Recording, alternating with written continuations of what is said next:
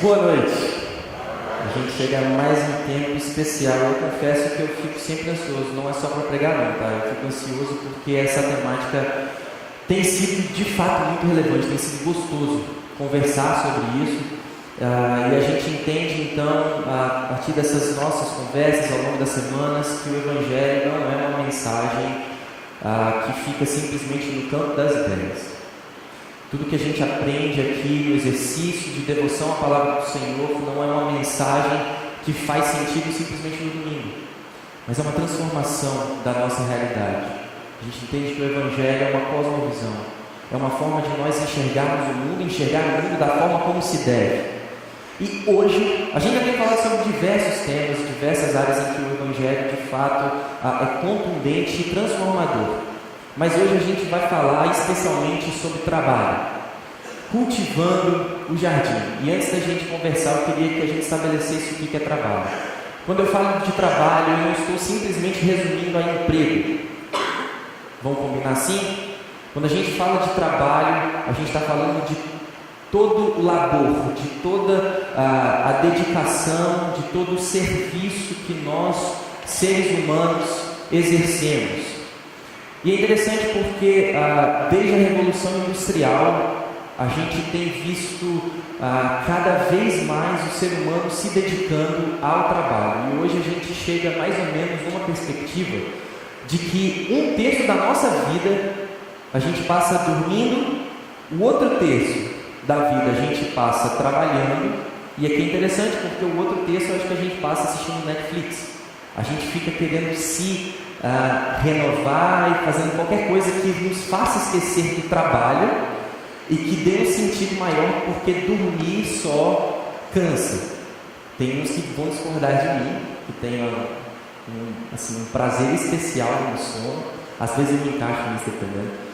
Mas basicamente a gente tem vivido num tempo onde 1/3 da nossa vida se resume a trabalhar.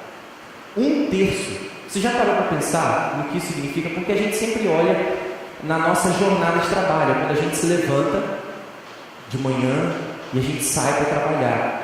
Mas a rotina, às vezes, não faz a gente pensar no que isso significa. Pense que se 1/3 da vida a gente passa trabalhando, em 10 anos, um pouquinho mais de 3 anos, ininterruptamente, a gente passou trabalhando. Em 100 anos, pensem na magnitude do que isso significa. O trabalho tem um papel central nas nossas vidas. E aí a gente pensa assim, ok, o domingo ele é o tempo onde eu vou renovar as minhas energias para que eu consiga suportar a segunda-feira. Por que o pastor está falando de trabalho no domingo?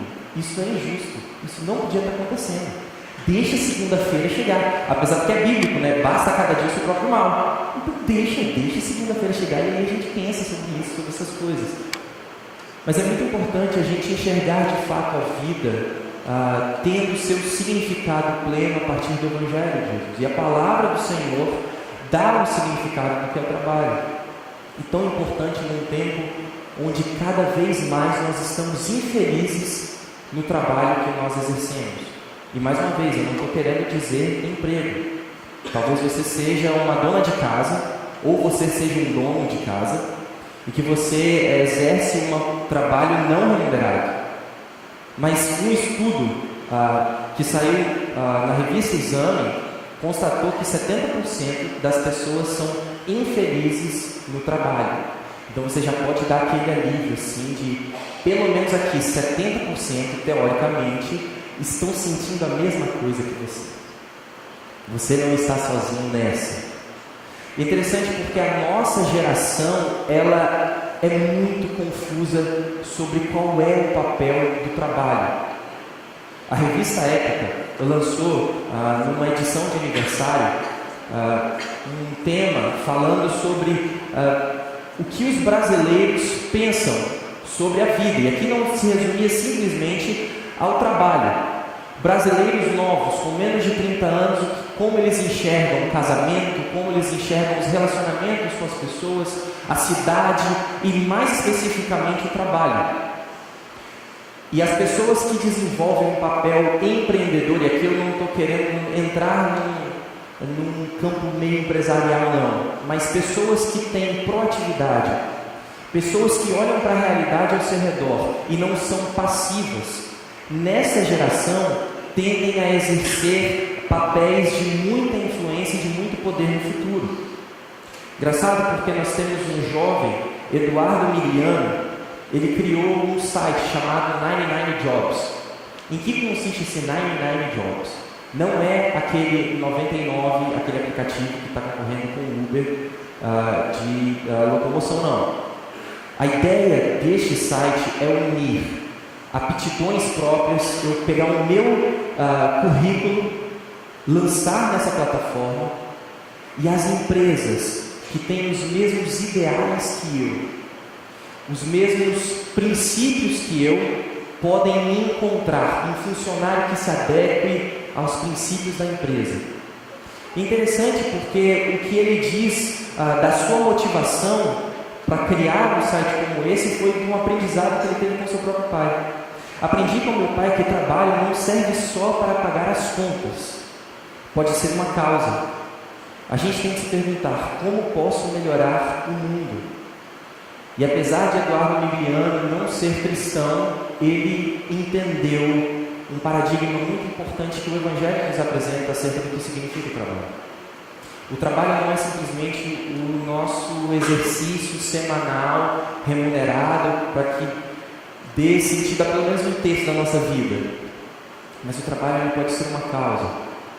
O trabalho pode ser em diversos momentos aquilo que nos impulsiona para a gente levantar da cadeira, para a gente levantar da cama, mas na verdade pode ter uma motivação muito maior do que nós. Como a gente pode melhorar a realidade ao nosso redor? E aí entra uma pergunta: trabalhar para quê? De fato, qual é o sentido do trabalho? Às vezes a gente vê a nossa cultura respondendo que o trabalho ele existe para a gente ganhar dinheiro. E eu sei, primeiro é importante a gente pensar o seguinte: é ótimo ganhar dinheiro, é maravilhoso ganhar dinheiro, especialmente quando você sabe que você vai conseguir pagar aqueles boletos que estão para vir. Quando a gente passa o cartão de crédito e sabe que não vai ser surpreendido no final do mês. Mas será que a nossa motivação de fato para trabalhar é simplesmente ganhar dinheiro? A partir da nossa cultura, muitas pessoas vão responder que sim, porque é a partir do dinheiro que eu vou conseguir fazer as coisas e eu vou alcançar objetivos maiores, porque o dinheiro move o mundo. Mas talvez você não seja tão ganancioso assim quanto essas pessoas, e você pensa que trabalhar é para ficar famoso, e aqui entenda ficar famoso como ser reconhecido. Trabalhar para ser reconhecido no meio onde você exerce a sua profissão. Trabalhar para você ser reconhecido pelas pessoas ao seu redor. Trabalhar para que as pessoas olhem para você e pensem: uau, eu quero ser como esse cara, eu quero ser como essa mulher. Mas talvez você simplesmente entenda que o trabalho é um degrau para você ser feliz, para você ser realizado. O trabalho é aquilo que vai dar sentido a sua semana insuportável, e você saber que depois daquela jornada, o que você está produzindo vai produzir em você uma sensação de felicidade. Às vezes a gente responde isso com as próprias profissões e os lugares onde nós estamos inseridos. Mas talvez você tenha uma outra resposta, de que o trabalho ele existe porque a gente foi chamado para fazer o que a gente gosta.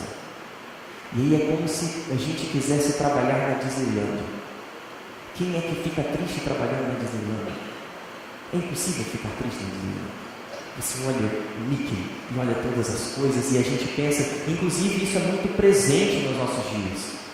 O provérbio muito popular é que trabalhe com aquilo que você gosta de fazer e você não vai ter que trabalhar nenhum único dia da sua vida.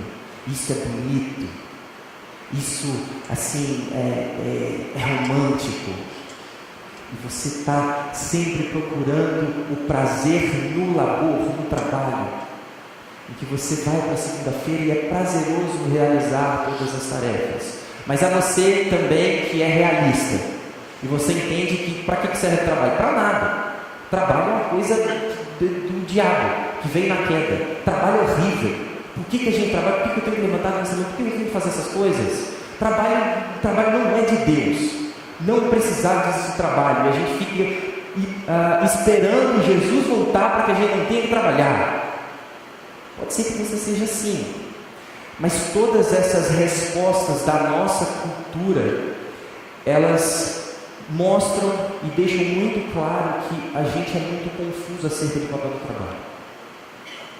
Nós não sabemos ao certo. Se você for muito honesto, em diversos momentos da sua vida você transitou por cada uma dessas respostas. O que te motivou a levantar durante a semana é porque eu preciso de ganhar dinheiro, porque eu tenho uma viagem aqui para fazer, eu pretendo muito ser feliz nessa viagem. E às vezes você ficou, e aí para a galera mais nova, em especial o pessoal que está nesse período de pré-vestibular e que está numa dúvida enorme e que quer ser movido pelo coração, e eu quero trabalhar naquilo que me dá prazer, naquilo que eu gosto, porque eu não quero trabalhar a minha vida inteira. Eu quero sentir prazer na minha caminhada. A nossa geração é muito confusa acerca do papel do trabalho. E essa história aqui, ela é muito interessante. Daniela Albuquerque, modelo, jornalista, a revista Veja um dia fez uma entrevista com ela. E essa menina, muito nova na época, que queria ser modelo, a revista Veja perguntou: estudar jornalismo ajudará na nova carreira? E ela responde: claro, eu fazia direito, desisti e pensei em entrar em veterinária, porque amo muito animais. Também quis estudar teatro. Acho legal cinema, ser atriz, diretora, cineasta. Só que cineasta é só para quando eu for mais velho, com 30, 40 anos. Ok? Mas o mais interessante é agora. Porque ela diz o seguinte. Foi? Não. Ok. Aí a revista Veja perguntou: mas como que você foi parar no jornalismo? Ela respondeu: eu estava tomando todinho no café da manhã. Na embalagem tinha um negócio que explicava as profissões na linguagem de uma criança. Quem se lembra dessa época do todinho que tinha isso? E aí o dessa era jornalismo. Li e falei: caramba, é isso que eu tenho que fazer. Tem tudo a ver com ser modelo. Tudo, jornalismo tem absolutamente tudo a ver com ser modelo. E isso é cômico. Mas em diversos momentos da nossa vida a gente está tão confuso quanto a Daniela Albuquerque.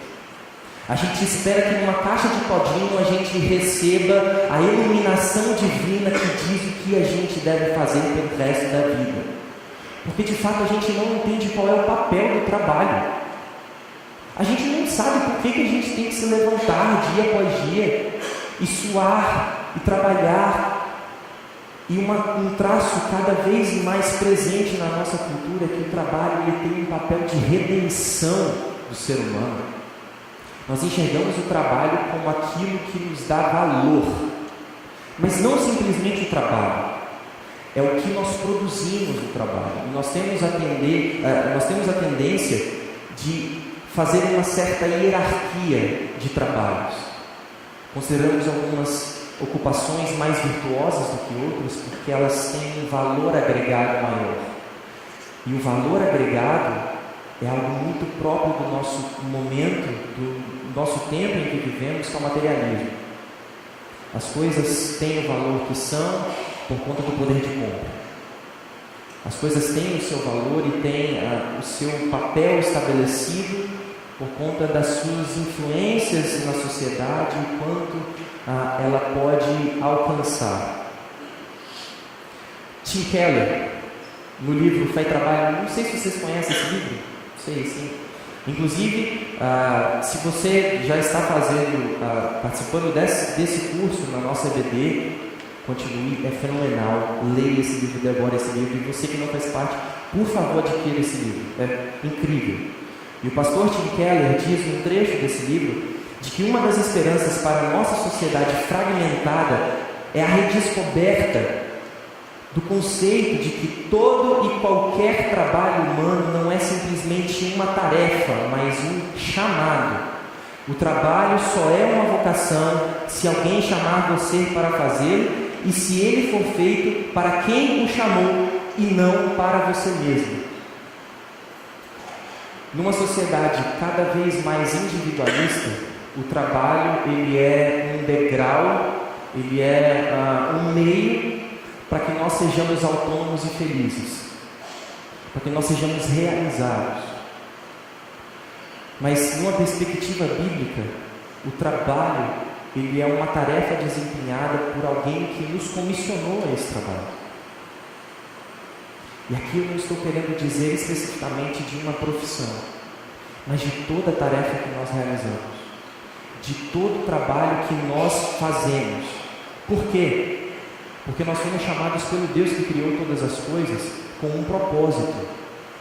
O Deus que se revela nas Escrituras, o Deus que dá sentido à nossa vida através do Evangelho, Ele tem um propósito para as nossas vidas. Inclusive as nossas tarefas, os nossos serviços, o nosso trabalho tem um papel determinado pelo Deus Criador de tudo.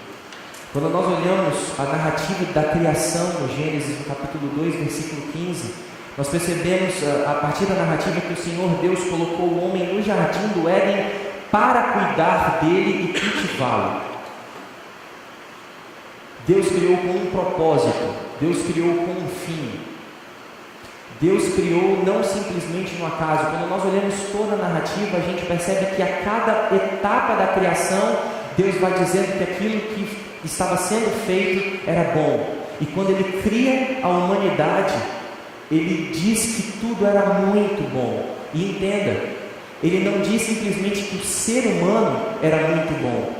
Ele diz que a participação e a presença da humanidade em toda a criação era muito boa. Porque Deus fez a nós com um propósito. Nos fez para cuidar do jardim e cultivá-lo. Então entenda que, numa perspectiva bíblica, o trabalho ele é um exercício de cooperação. E no exercício de cooperação, não existem trabalhos e tarefas para um determinado objetivo que sejam mais importantes ou menos importantes. Quando a gente olha justamente para essa ideia do jardim, Deus colocou o ser humano num jardim para cultivá-lo. Essa imagem, esse quadro de cooperação ele é muito visível. E eu entendo que na nossa sociedade, nessa nossa cultura urbanizada, enxergar esse papel de cooperação é um pouco mais complicado. Mas se a gente se voltar para o contexto de antiguidade, imagine que o trabalho do jardineiro em cuidar do jardim não é simplesmente fazer com que todas as árvores e todas as plantas cresçam, mas a poda às vezes é necessária para que o crescimento de uma determinada área seja estacionado, para que outras plantas possam crescer, para que o jardim tenha forma, para que não seja simplesmente um caos aparente, em que uma planta vai e sobe em cima da outra, mas não há uma organização.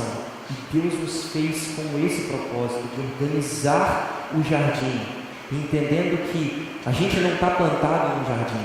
Eu acredito que a maioria de nós não tem vocação para ser jardineiro, mas nós fomos colocados pelo nosso Deus numa cidade, e nós, como servos do Senhor, como discípulos de Jesus, impactados e transformados pelo Evangelho de Deus, nós entendemos que a nossa presença, as nossas tarefas, o nosso trabalho, ele é um trabalho de cultivo, de bênção, de prosperidade da nossa cidade. O Evangelho no Trabalho é um livro que ele dá uma perspectiva muito importante sobre o papel de fato de nós, discípulos de Jesus, transformados pelo Evangelho do Senhor nos nossos ambientes de trabalho. O autor diz que o trabalho não é apenas uma forma de passar o tempo e ganhar dinheiro. O seu trabalho é, na verdade, um serviço que você presta a Deus. O nosso trabalho não é um degrau para a nossa justificação. O nosso trabalho não é aquilo que a gente tem que fazer, porque senão eu não vou ser uma pessoa realizada. O nosso trabalho é uma tarefa, é um serviço que nós prestamos ao Senhor. O Evangelho nos convida a enxergar exatamente desse jeito. Então hoje eu queria te dar 6 motivações, 6 motivos para você trabalhar. O primeiro motivo, óbvio, é a necessidade. Eu queria que a gente sempre repetisse essas frases. Essa primeira frase: eu trabalho para suprir minhas necessidades. Vamos juntos falar isso? Eu trabalho para suprir minhas necessidades. Mais uma vez. Eu trabalho para suprir minhas necessidades. Ok, a gente não está numa palestra de coach, tá? Mas eu queria que isso ficasse na cabeça de vocês. Nós trabalhamos para suprir as nossas necessidades. Eu sei que a princípio isso parece... Isso não soa muito diferente da nossa cultura. Eu tenho uma demanda e eu tenho que trabalhar para que essa demanda seja suprida. O problema está aí na necessidade. Muitas coisas nós elevamos ao patamar de necessárias para a nossa vida, quando na verdade são supérfluas. Muitas coisas a gente coloca no nosso dia a dia, na nossa vida, como coisas fundamentais para que a gente seja pleno, mas que na verdade não são. Às vezes a gente trabalha para ter um carro do ano e todo ano a gente se empenha em trocar para ter o carro zero. Mas o carro zero não é uma necessidade. Mas em diversos momentos da nossa vida nós somos motivados a trabalhar por conta dessa realização. A palavra de Deus nos dá uma perspectiva correta. Primeiro que em Provérbios, no capítulo 16, versículo 26, é bom que os trabalhadores tenham apetite. O estômago vazio os impulsiona. E aqui entenda, o escritor aos Provérbios está dizendo o seguinte: é bom que a gente sinta a necessidade.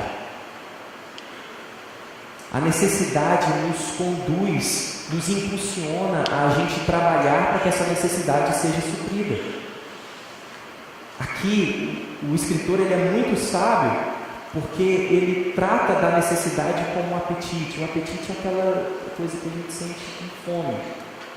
E aqui é legal porque a Escritura não conduz a gente a olhar apetite como o desejo daquele brigadeiro recheado, mais brigadeiro, dentro de brigadeiro, quando a gente já comeu uma travessa de lasanha e comemos um pudim sozinhos. O nosso trabalho é um exercício para a gente dar vazão aos nossos desejos hedonistas, os nossos desejos de insatisfação do nosso próprio prazer. Mas o trabalho ele é de Deus, dado pelo Senhor, para que a gente supra as nossas necessidades. E entender que Deus trabalha conosco, Deus trabalha junto com a gente, Ele nos dá a capacidade de nós trabalharmos arduamente, para que a gente tenha o gostinho de termos suprido as nossas necessidades, os nossos desejos básicos. E aqui é interessante porque toda a Escritura é recheada disso, mas no Novo Testamento a gente tem um outro texto. O apóstolo Paulo escreveu aos Tessalonicenses e diz o seguinte: quem não quiser trabalhar, não deve comer. Simples assim. O preguiçoso não tem vez, e o próprio Deus nos motiva a enxergar a vida dessa forma. Porque a Escritura também enxerga um outro texto, um outro paradigma. Por causa da preguiça, o telhado enverga. Por causa do ócio, surgem goteiras na casa. A preguiça não vem de Deus. Entender que o trabalho vem do Senhor e Ele é a ferramenta de Deus para que nós supramos as nossas necessidades, e o Senhor nos deu isso para que nós sejamos participantes disso tudo. Deus nos colocou no jardim com um propósito, o propósito de cuidar e cultivá-lo, fazer com que haja harmonia, fazer com que a realidade ao nosso redor seja sustentável e a coisa parte de nós. Nós exercemos trabalho numa perspectiva de que essa tarefa é dada pelo Senhor, e se Deus coloca necessidades em nós, Deus nos coloca necessidades básicas, então a gente é chamado pelo próprio Deus para suprirmos essas necessidades. Deus nos dá capacidades, Deus nos dá habilidades, Deus nos enche de oportunidades para que a gente não recorra a essa lógica da nossa cultura de que o trabalho ele é um mal necessário, mas ele é bênção de Deus. Preguiça é algo muito presente na nossa sociedade, e talvez ela não se apresente simplesmente como preguiça, sabe, essa ideia da pessoa que está na roça, com o capinzinho na boca, sentado na sacada da casa, pleno meio-dia. Isso é mentiroso, porque qualquer um que trabalha na roça sabe que o cara está sentado nesse horário porque ele já trabalhou desde 5 horas da manhã. E é interessante porque a Escritura sempre nos constrange a olharmos para o trabalho numa perspectiva de exercermos e fazermos aquilo que precisa ser feito para que a gente possa aproveitar quando deve ser aproveitado. O nosso Deus, ele é um Deus organizado, e é justamente por isso que a gente deve entender que Deus coloca o trabalho como o suprir das nossas necessidades básicas, mas sempre numa perspectiva de que aquilo que a gente realmente precisa, nós já recebemos em Cristo Jesus. O Senhor nos chamou para um relacionamento pleno com Ele, e apesar de quem nós somos, Ele nos trouxe para casa. E Ele nos trouxe para uma novidade de vida, para que nós olhemos e ressignifiquemos todas as coisas ao nosso redor.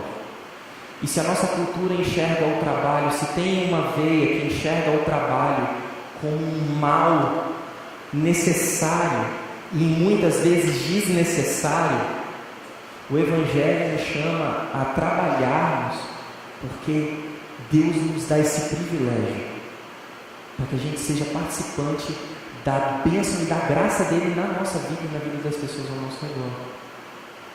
E no segundo momento, nós enxergamos também trabalho, uma outra motivação para nós trabalharmos: prosperidade. E vamos repetir junto: eu trabalho para ser bem sucedido. De novo, eu trabalho para ser bem sucedido. E aqui ficou muito coach, eu sei. Eu trabalho para ser bem sucedido, sucesso. E aí você fica assim: cara, eu vim para a igreja e nós estamos na igreja presbiteriana, e eu não me lembro de ter entrado numa igreja ali com a foto do pastor presidente num folder. Não. Mas é porque quando a gente olha sucesso, e aqui entende, eu queria que você usasse esse princípio para todas as áreas da vida. O diabo, ele é o inimigo das nossas almas, e ele quer ressignificar todas as coisas ao nosso redor. Mas o Evangelho do Senhor é a cosmovisão perfeita de tudo que de fato é.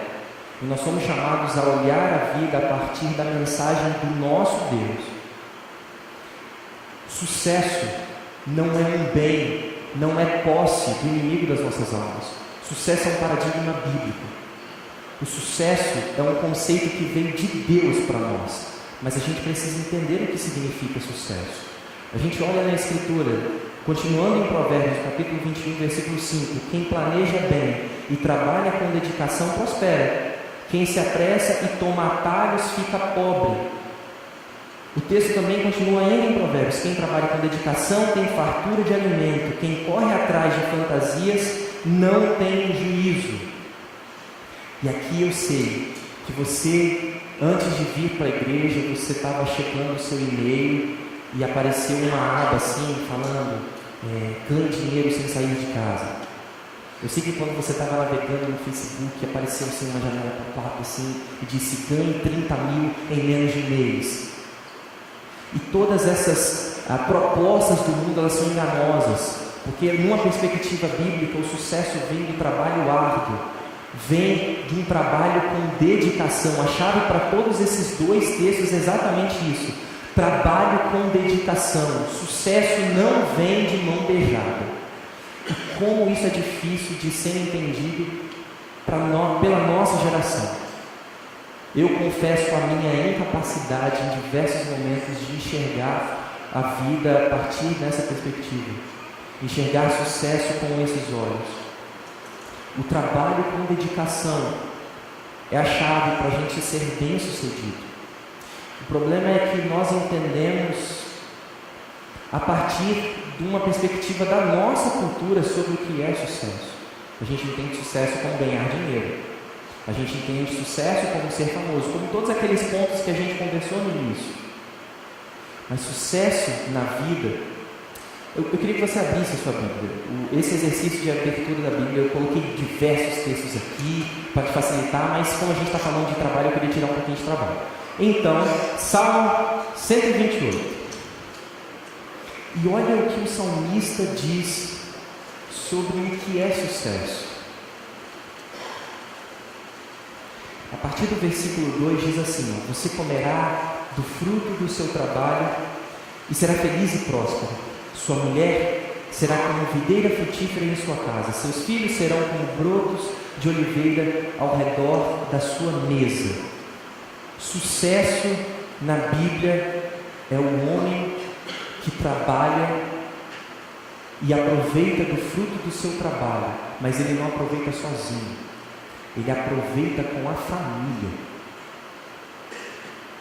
Sucesso na Bíblia não tem a ver com o nosso desempenho próprio. Sucesso na Bíblia tem a ver com a nossa capacidade de abençoarmos as pessoas ao nosso redor. E aqui, quando a gente fala de prosperidade, então, nessa perspectiva, olha a riqueza do texto. Sua mulher será como videira frutífera em sua casa, seus filhos serão como brotos de oliveira ao redor da sua mesa. É você chegar, depois do trabalho, sentar na mesa e não ter aquela sensação de que tem 500.000 coisas para resolver ainda. Você chegou, sentou, e agora o tempo é de aproveitar as outras bênçãos de Deus. Isso é prosperidade.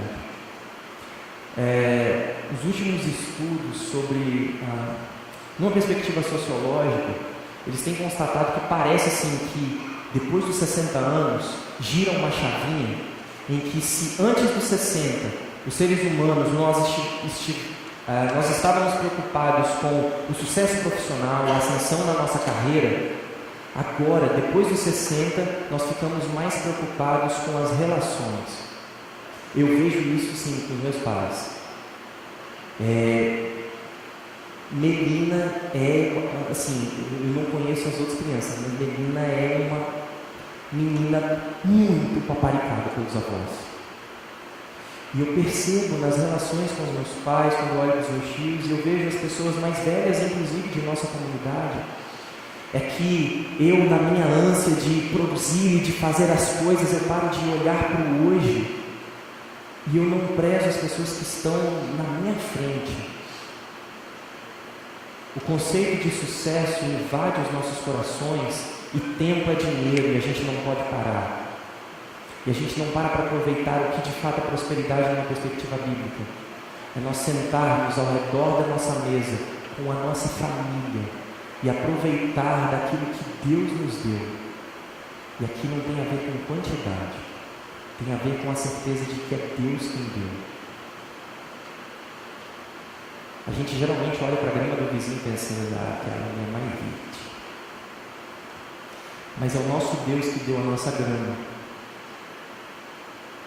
E Ele nos deu, Ele conhece exatamente quem nós somos. E a gente não pode se deixar viver num esquema louco de ganância em que a gente tem que produzir e fazer tudo. E a gente não pode parar, porque senão a gente vai perder e a gente vai ser menor. E eu quero ser bem sucedido a partir de uma perspectiva da nossa cultura, que é completamente contrária aos ensinamentos bíblicos. Interessante, porque eu queria não abrir um parênteses, mas eu acho que esse é um assunto importantíssimo de nós tratarmos, porque a gente fala sobre família, e falar sobre sucesso num tempo onde a família é um adversário para o nosso sucesso é muito importante. E aqui a família começa no casamento, e casamento requer planejamento. E por que eu estou falando uma coisa tão óbvia? Eu sei que vocês dizem, ok, casamento requer planejamento, mas tá, eu vou mostrar aqui que às vezes a gente não é tão bem planejado nesse negócio. Porque eu me lembro, por exemplo, que quando eu e Juliana fomos casar, a gente chegou e falou assim, vamos casar? Vamos. E eu me lembro que um dos motivos, um dos fatores até um pouco determinantes naquele momento, para a gente tomar a decisão, pelo menos para eu tomar a decisão de casar, foi porque eu tinha ido para o seminário, e aquele primeiro ano de seminário eu estava no alojamento com mais 5 homens. Então imagine, 6 homens, numa kitnet, quase que 24 horas por dia juntos, aquele aroma de homem que é próprio do homem, aqueles hormônios horríveis, aquela atmosfera máscula, feroz. E eu lembro que eu fui logo no início de janeiro para lá, e eu voltei para o acampamento de carnaval da nossa igreja, e eu voltei e falei assim: meu amor, a gente precisa casar. Quando? Final do ano. E os hormônios foram muito mais determinantes, e eu percebo que não houve nenhum planejamento. E a gente fala assim: não, a gente casa pela fé. Mas na Bíblia não tem falando nada de casar pela fé. Nada de casar pela fé. Nós temos que planejar, porque sabe o que acontece? Acontece uma coisa que, pelo menos na nossa geração, e eu sei que isso não é próprio da nossa geração, mas esse é um mal que acompanha os homens ao longo da história. Homens infantis, que não foram amadurecidos pelo trabalho, que não foram amadurecidos pela jornada, e quando se veem tendo que tomar conta da casa, tendo responsabilidades muito maiores do que eles já desempenharam na vida, ficam perdidos. Homens infantis. E a gente se esquece de que o trabalho, ele foi dado por Deus para que inclusive a gente trilhe o caminho da prosperidade, mas também do amadurecimento. A sabedoria bíblica diz: termine primeiro o seu trabalho a céu aberto, deixe pronta a sua lavoura, depois constitua família. Antes que você falasse assim: gente, mas eu casei e a gente foi construindo junto. De fato, a gente constrói assim, basicamente por construir, como a gente foi com Juliana, e é isso que a gente tem. Mas a Escritura nos chama, nos convida a sermos sábios, a planejarmos, e entender que o trabalho precisa ser feito. O trabalho é bênção de Deus. Então a gente chega no terceiro motivo para o trabalho: maturidade. Vamos falar essa frase junto? Eu trabalho para desenvolver o meu caráter. De novo? Eu trabalho para desenvolver o meu caráter. Lindo. Vinícius de Moraes, no poema Construtor, ele diz assim: o trabalho faz a coisa e a coisa faz o trabalhador. E é legal, para vocês que já leram esse poema, ele está basicamente pintando a história de um homem que faz um serviço braçal, trabalha com tijolo e argamassa, e ele está nisso, e o poema ele conta o processo em que, na medida em que a pessoa vai trabalhando, ela vai sendo transformada pelo próprio trabalho. E o trabalho tem essa perspectiva. O trabalho molda o nosso caráter, o trabalho nos edifica. Mas sabe qual é o problema? A gente não se deixa ser moldado pelo trabalho. No nosso ambiente, trabalho é cheio de pressão. É pressão a todo tempo. É um chefe que quer a planilha pronta para daqui a tantas horas, e tem gente chata que não ajuda a cumprir o trabalho, que está lá junto. E para a pessoa que não exerce um trabalho, que exerce um trabalho não remunerado, às vezes dentro de casa, parece que a família é um conspirador para que a casa permaneça em desordem. Minha irmã compartilhou esses dias um negócio na internet que ela falou assim: a gente percebe que a gente cresce quando a gente é a pessoa que grita: tira o pé daí que eu acabei de limpar. E a gente olha assim para a família como as pessoas que atrapalham o nosso trabalho. E o ambiente de trabalho é um ambiente tóxico, que é horrível, e que a gente não tem como esse negócio ser de Deus. Trabalho é impossível de ser de Deus, porque é horrível. Mas numa perspectiva bíblica, o trabalho vem do Senhor para que nós sejamos moldados, para que o nosso caráter seja lapidado. Provações, momentos difíceis, quando nós olhamos para a Escritura, percebemos que em diversos momentos, são dados por Deus para que a gente aprenda uma palavra que está muito presente no meio corporativo: resiliência. Quantos aqui já ouviram falar dessa palavra, resiliência? Pois é. E sabe por que a gente ouve tanto falar sobre resiliência? Porque a resiliência não está presente. Resiliência não é um conceito presente na nossa vida.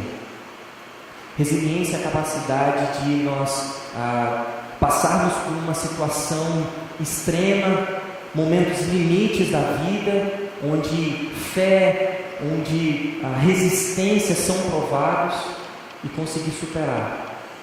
Mas não simplesmente superar como o Rock nos filmes, em que ele apanha o filme inteiro e você fica surpreso assim, como é que esse cara consegue falar ainda depois disso tudo.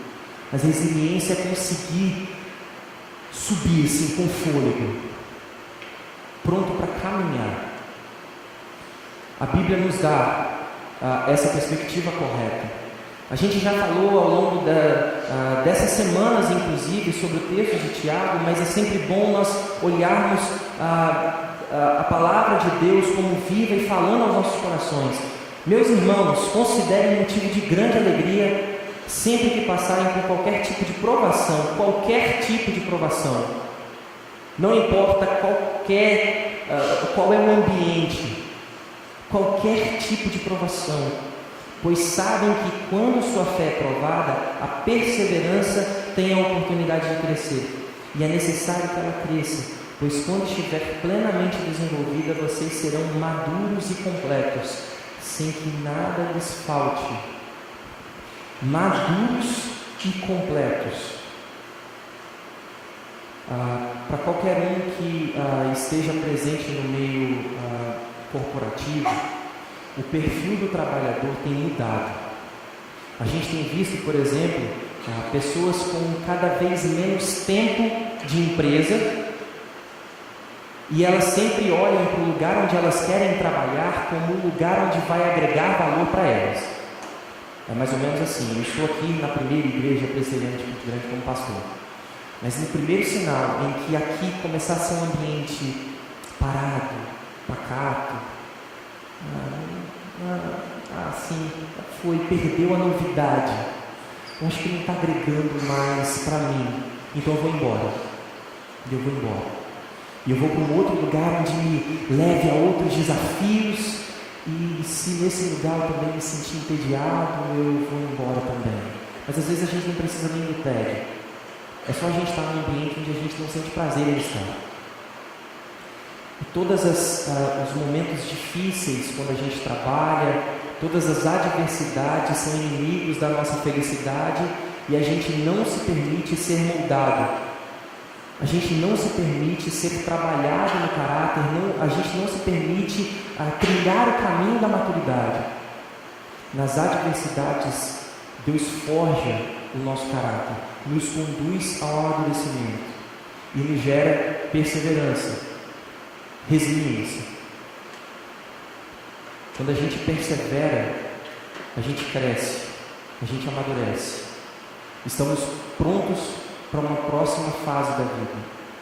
O trabalho dado por Deus, ele não pode simplesmente ser enxergado para nós como algo enfadonho, como uma coisa que não precisava de existir.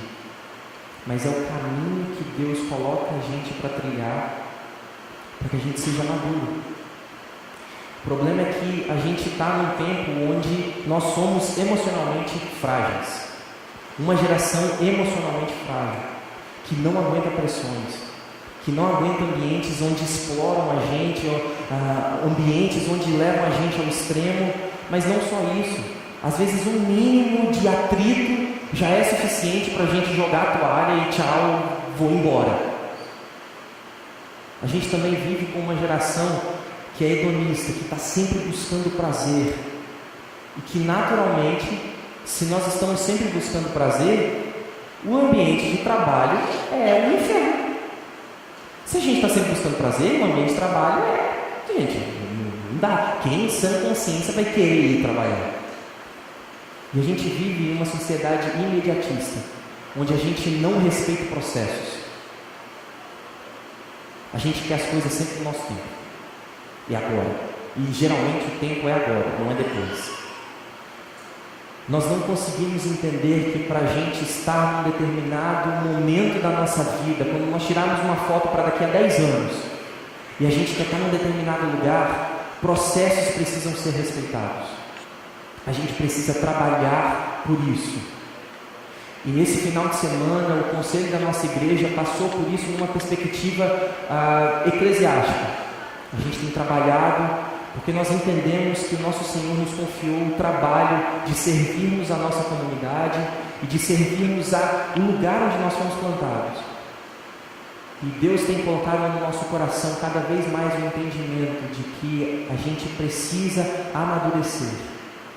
E o amadurecimento ele é conduzido por processos. É um trabalho de Deus, que Deus nos colocou para exercermos. E exercermos com excelência. Se a gente pudesse resumir maturidade, é excelência. Se a gente pudesse resumir em uma palavra, excelência, é quando nós entendemos quem nós somos plenamente. Quando a gente sabe quem a gente é, nós sabemos quem é o nosso Deus. E nós estamos maduros suficientemente para não cedermos às pressões ao redor. Porque nós entendemos que o nosso Senhor nos plantou num jardim com um propósito, e nós temos que cumprir esse propósito. Somos levados a amadurecer pela missão do nosso Senhor. E se a gente é chamado a olhar motivos para o trabalho, o primeiro motivo, quem se lembra? Primeiro motivo, necessidade, certo? Básico, Deus coloca em nós anseios necessários para que a gente trabalhe, para que a gente perceba que é esse o caminho. Segundo motivo para a gente trabalhar, prosperidade. Prosperidade é um conceito bíblico e não simplesmente da nossa sociedade. Prosperidade é entender que o Senhor nos deu exatamente aquilo que nós temos e o Senhor nos leva a aproveitarmos daquilo que o Senhor nos deu e aproveitarmos disso em família. Não colocarmos prioridades diferentes e sequências diferentes de prioridade no nosso dia a dia. Um terceiro motivo para o trabalho, maturidade. Quarto motivo, credibilidade. Olha para esse texto. Da mesma forma, suas boas obras devem brilhar para que todos as vejam e louvem seu Pai que está no céu. Palavras do nosso Senhor Jesus Cristo.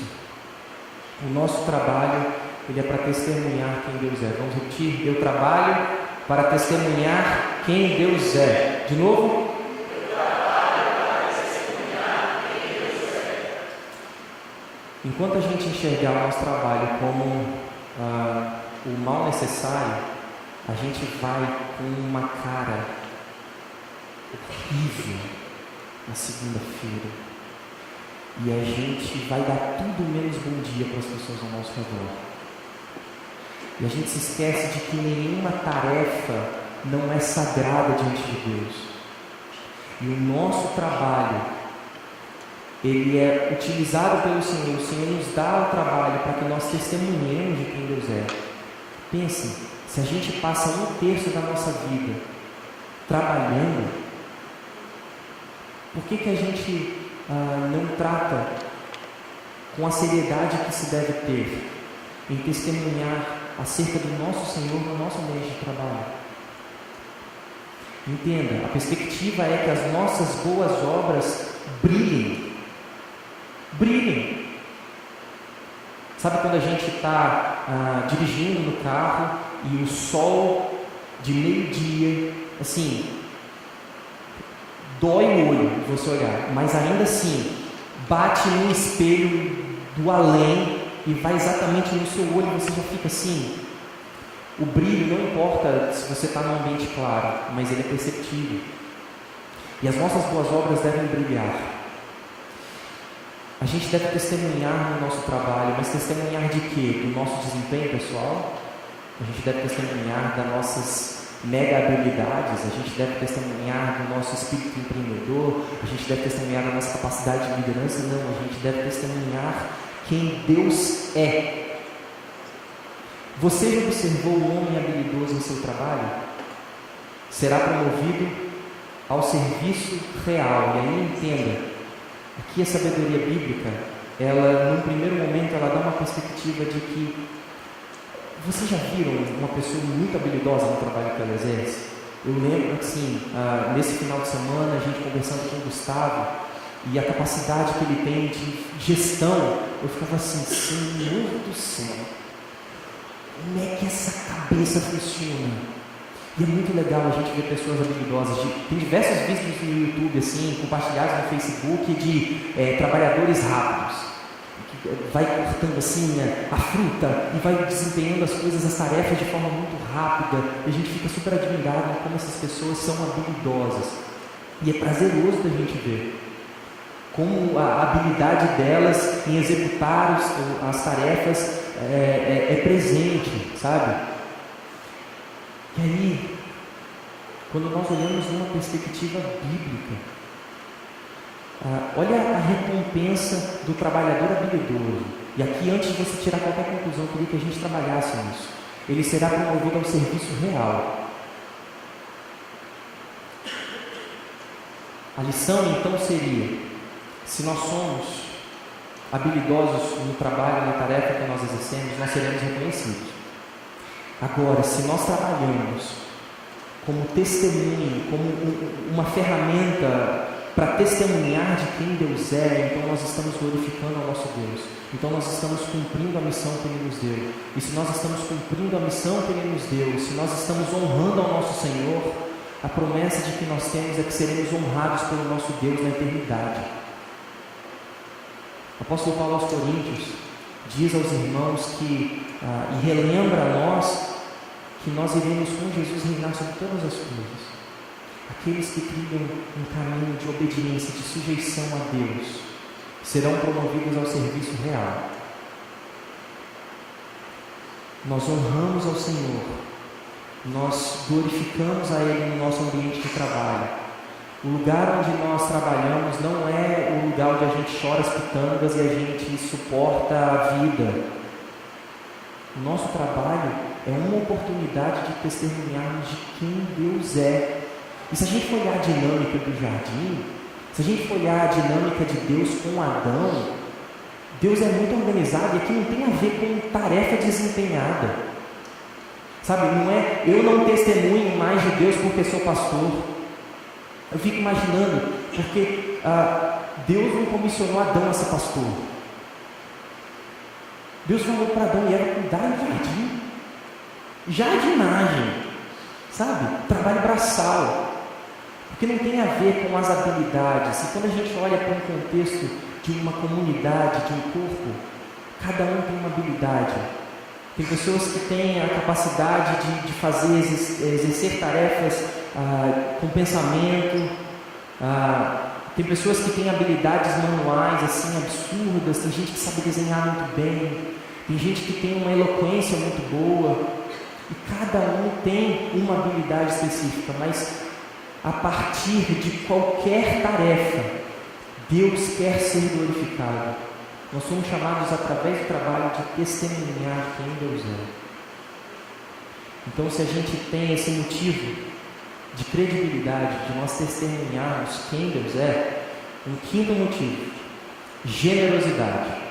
Vamos repetir essa frase? Eu trabalho para repartir com quem precisa. De novo. Ok, aqui é difícil, né? Por quê?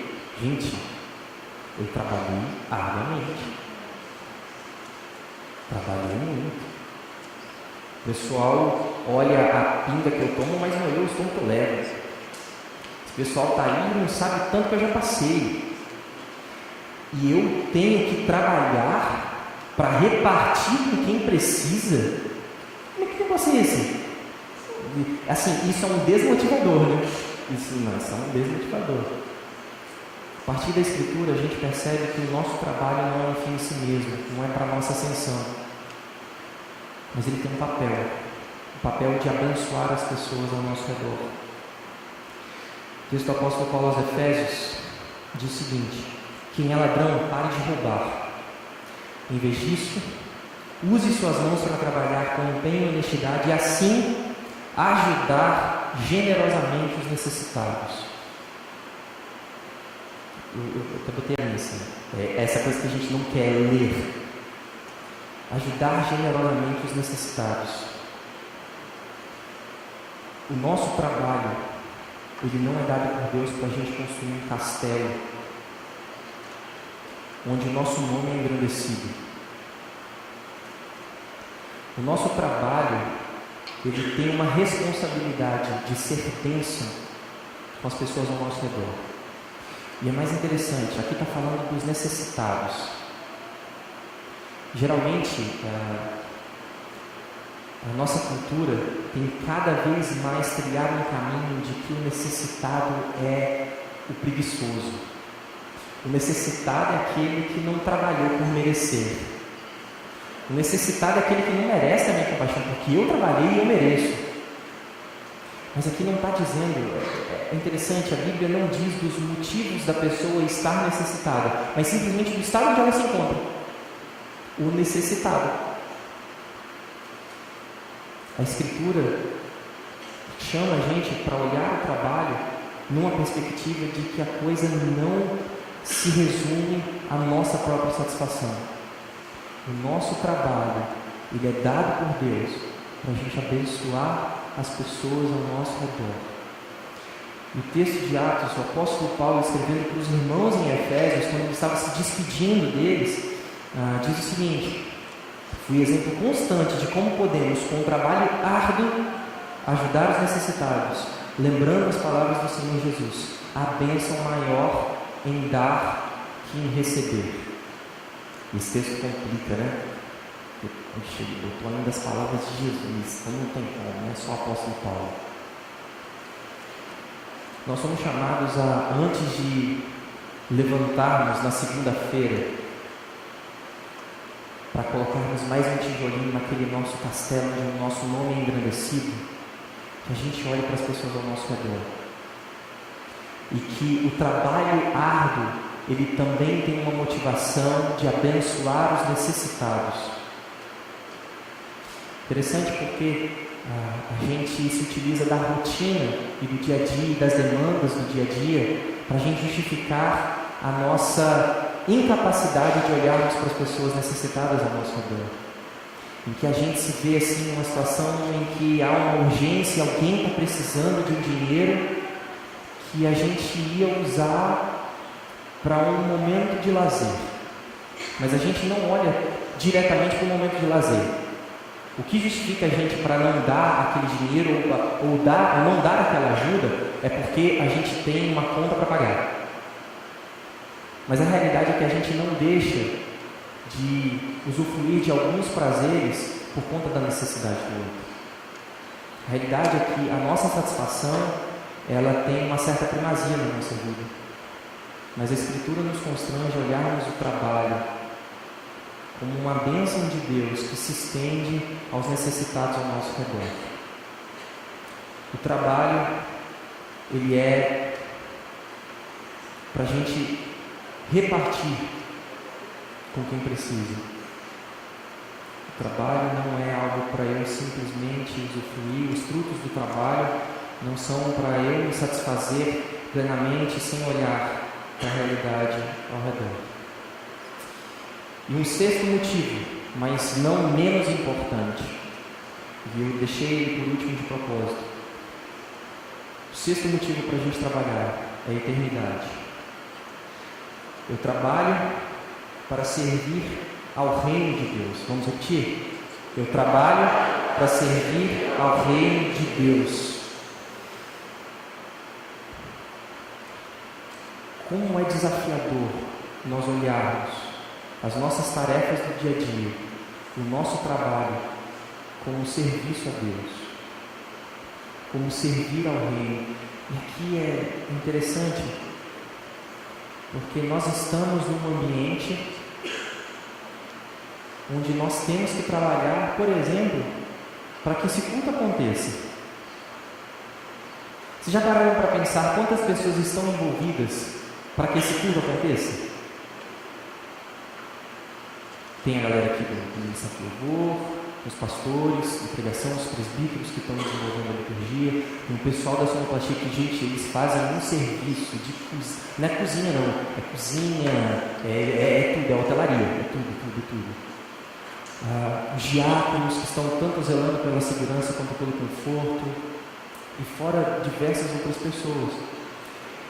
E dia após dia, domingo após domingo, a gente é enganado pela cultura consumista ao nosso redor, de que a gente vem, a gente senta e pronto. E eu quero ser servido. Interessante porque essa lógica ela se concretiza porque a gente entende que dízimo ele é como se fosse assim o pagamento da mensalidade do clube. Estou aqui, beleza, estou sócio, paguei. Eu pago, por isso que eu não preciso fazer nada. Eu estou pagando, então eu tenho as minhas regalias. Mas a gente se esquece de que Deus nos comissiona para o trabalho de expansão do reino, e isso não tem a ver com dinheiro. Tem a ver com a disposição dos nossos corações em servir a Deus em todas as áreas da nossa vida. Não é simplesmente a gente vir aqui e, não, beleza, aí o pastor falou para a gente entregar o dízimo e tal, e ser inerte. O trabalho ele vai continuar na eternidade. Sinto lhe dizer. Pois é, não é um negócio que vai acabar com Jesus e tal, e aí a gente vai ficar assim, pronto, agora só de água fresca. Não, a gente vai continuar trabalhando. A gente é chamado a trabalhar hoje com os olhos na eternidade. A gente é chamado para trabalhar hoje naquilo que a gente vai fazer para sempre. Toda tarefa, todo trabalho desempenhado num contexto de comunidade é um reflexo daquilo que nós faremos na eternidade com Deus. A Escritura, ela nos constrange a olharmos nessa perspectiva. O atleta precisa ser disciplinado sobre todos os aspectos. Ele se esforça para ganhar um prêmio perecível. Nós, porém, o fazemos para ganhar um prêmio eterno. Olha que motivação. Sabe aquelas coisas, aquelas reuniões de empresa em que o cara vem para mostrar a meta e, gente, nós somos todos participantes aqui, a gente tem que alcançar essa meta e tal. Sabe, aquela motivação de participação nos lucros? Aí, participação nos lucros é legal, aquele dinheirinho vindo assim no final do ano, nossa, que maravilha. A gente é chamado para olhar uma outra perspectiva. A gente é chamado para servir a Deus porque a gente vai ganhar um prêmio eterno, muito maior do que qualquer conceito de sucesso e de prosperidade da nossa cultura, maior do que qualquer premiação que a gente pode receber na nossa vida.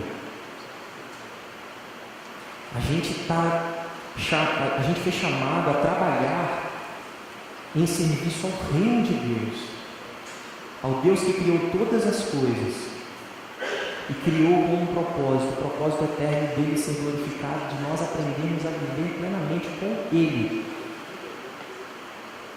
Evangelho de Lucas, capítulo 16, versículo 11. Palavras do Senhor Jesus. E se vocês não são confiáveis ao lidar com a riqueza injusta desse mundo, quem lhes confiará a verdadeira riqueza? E esse daqui, se até agora nada fez sentido para você, que pelo menos isso seja um soco no seu estômago. De que adianta você correr e gastar toda a sua energia em serviço, em trabalho, num conceito terreno, mundano de sucesso, em que você não vai conseguir levar nada para o caixão, quer dizer, no máximo vai para o caixão,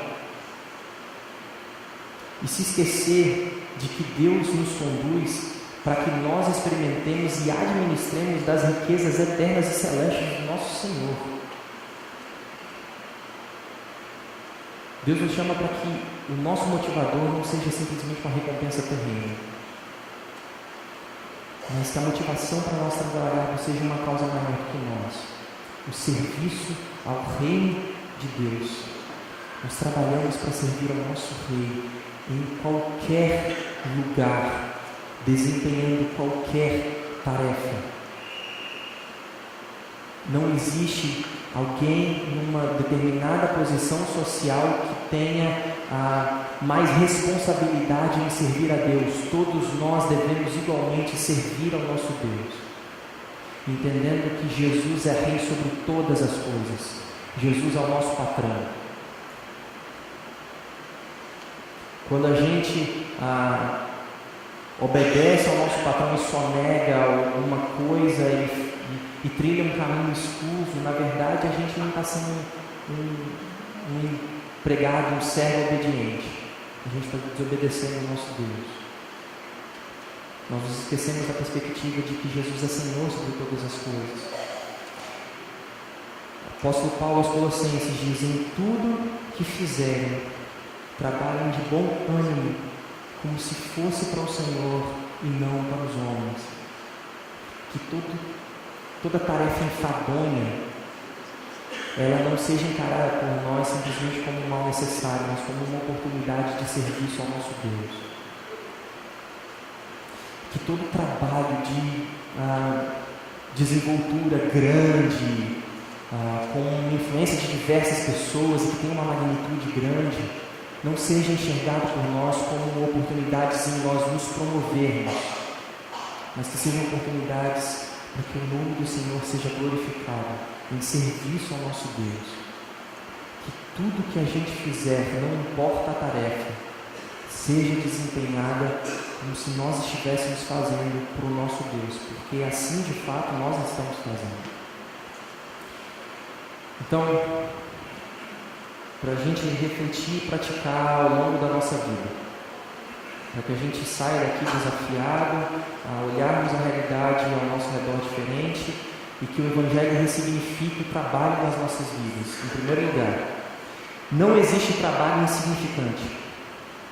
Todo trabalho é uma tarefa dada por Deus.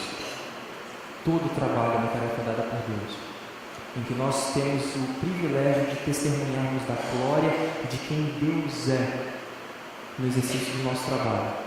E segundo, o trabalho é uma oportunidade de Deus para você amadurecer.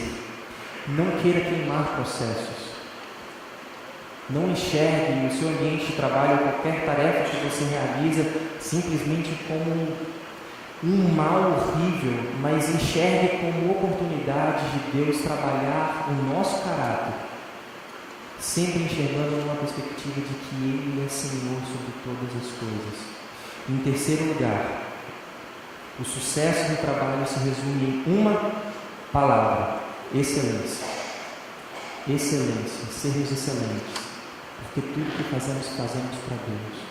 As pessoas enxergam a glória de Deus através das tarefas que nós exercemos, através do trabalho que nós realizamos.